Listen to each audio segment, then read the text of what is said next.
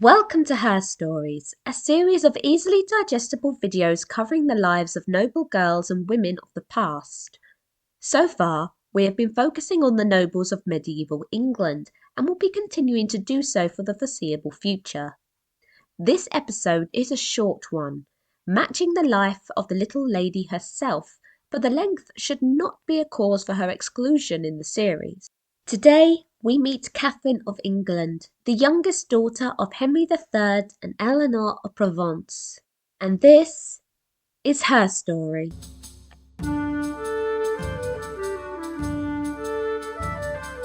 Once upon a time, in history.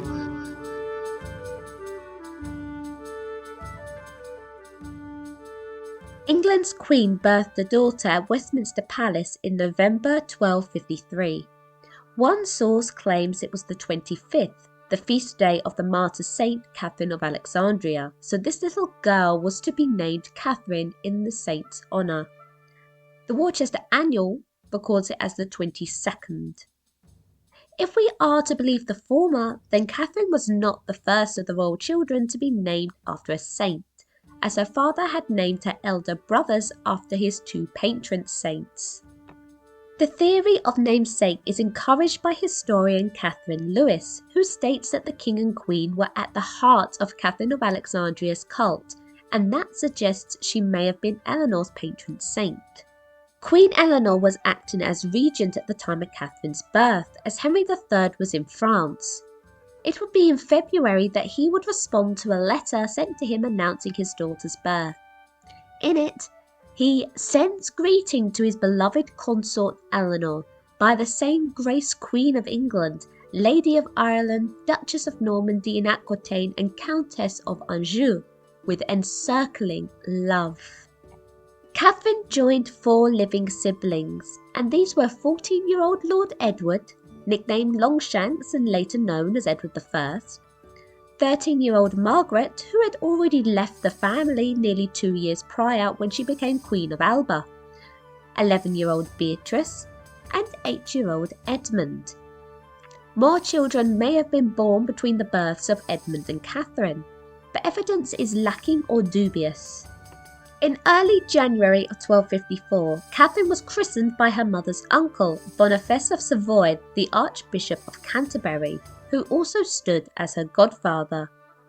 It was a few days later, on January the 5th, the anniversary of St. Edward the Confessor's death, that a grand banquet was held to celebrate her birth, and of course also to commemorate the death of Katherine's father's beloved patron saint.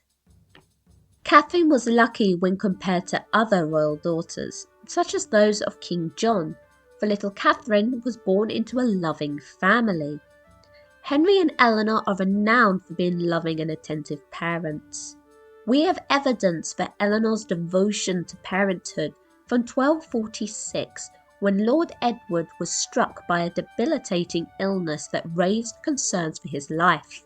Eleanor ignored monastic rules to stay with her son in an Abbey infirmary and stayed 3 weeks, assumably until the worst had passed or she was forced to leave.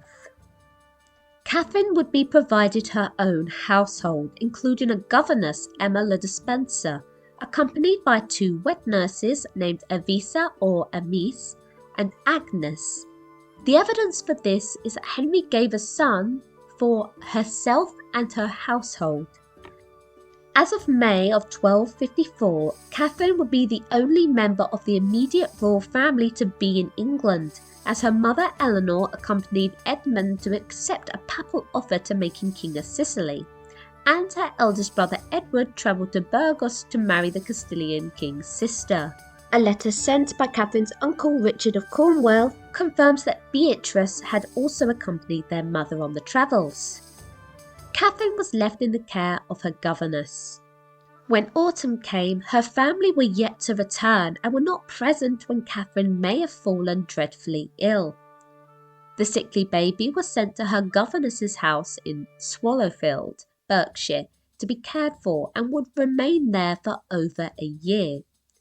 At some point during her stay, Henry III was made aware that Catherine's situation meant she had no or few children to play with. Not wanting her to be lonely, her father ordered for a roe deer to be caught and sent to her to play with. Historians theorise illness was the case, but it is only her change in location that is the suggestion for this, opening up to an alternative theory that there may have been another beneficial reason to move her. By May of 1255, both of Catherine's parents had returned to England, and on the second day of that month, Henry ordered gold cloths with borders embroidered with the king's coats of arms to be offered to Westminster Abbey as a gift on Catherine's behalf, as each of his children were accustomed to do. Approximately 8 months later, in 1256, Catherine was deemed well enough to return to Westminster. If the chronicler Matthew Paris is to be believed, it is likely that by this time Catherine's long-lasting issues were evident. According to Paris, Catherine was deaf. It is unknown if this was from birth or caused by an illness. Due to her deafness and perhaps a delayed realisation in her disability, Catherine would never learn to speak, with Paris stating she was mute. It is thought she may have had other issues causing a delay in her mental development, with Paris stating that she was useless, but it is possible her development may have been simply delayed due to issues in communication. Historians have pondered over possible diagnosis for Catherine, but unfortunately there is not enough information and evidence to suggest cause and issues besides her hearing. Even so, she may have received some form of education, with a grant made to Alexander Leparca and his wife Amice, possibly the formerly mentioned wet nurse, for good service in Catherine's education, though Abigail Sophie Armstrong in her 2018 paper suggests that due to Catherine's age, education may have actually meant care. Other than Matthew Paris's accounts, it is only Catherine being located in Swallowfield that provides evidence that she suffered with an ongoing illness. Concerning Catherine's return to Westminster in 1256, historians seem to be split. Some believe that this suggests that her health had improved, while others think that at this time it became so obvious that she wasn't going to live, that she returned to Westminster to spend her final days with her parents. In that same year, we have evidence that Henry had concerns for his daughter's health, as he made offerings to Edward the Confessor's shrine on the 24th of May. The offering was described as a silver image made after the likeness of a woman, and made to a certain size, possibly to Catherine's height. On the 27th of May, Henry would reward the Queen's messenger for bringing news that Catherine's health had improved. As it was Eleanor's messenger, named Robert, it seems likely that the Queen was caring for her daughter at this time, as she previously had for her eldest son a decade before. Just less than a year later, on the 3rd of May of 1257, Catherine, at just 3.5 years old, passed away. Matthew Paris was the only chronicler to record Catherine's death, and though he immortalised her with the words mute and useless, it was following the line, the most beautiful girl. Catherine's parents were distraught at her death. Paris records that King Henry suffered great distress and fell into a tertian fever, though he does not state that the cause was purely the loss of Catherine, but a multitude of great distresses he'd suffered in the recent months.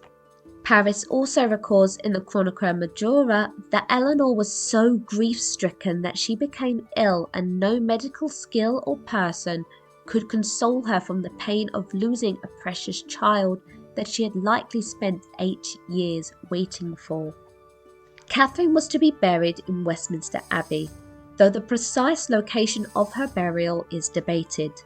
With Henry's adoration and patronism to Edward the Confessor, many suspect she was buried in his chapel, but the issue with this theory is that the Confessor's Chapel would not be completed for another 2 years. It seems likely she was laid to rest in what is now known as the Old Lady Chapel, completed in the previous decade. It was long believed that the Purbeck marble tomb, now in the south ambulatory between the chapels of St Edmund and St Benedict, was Catherine's, but ongoing research has led to it seeming more likely that it is the tomb of her nephews John and Henry, sons of her eldest brother. For the centuries that this tomb was believed to be Catherine's, it was also believed to hold up to 8 other children as well, all of which were either her siblings or her nephews.